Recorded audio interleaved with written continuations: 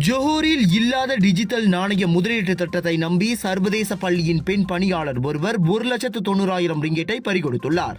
தாம் ஏமாற்றப்பட்டதை உணர்ந்து கொண்ட அந்த 50 வயது பெண் நேற்று அது குறித்து போலீஸ் புகார் செய்ததை ஸ்ரீ அலாம் போலீஸ் தலைவர் சூப்பரிண்டென்டன்ட் முகமது சுவாமி இஷா உறுதிப்படுத்தினார். இன்ஸ்டாகிராம் சமூக ஊடகம் வாயிலாக அறிமுகமான உள்நாட்டு ஆடவன் ஒருவன் வாயிலாக அப்பெண் சம்பந்தப்பட்ட முதலீடு திட்டம் குறித்து தெரிந்து கொண்டுள்ளார்.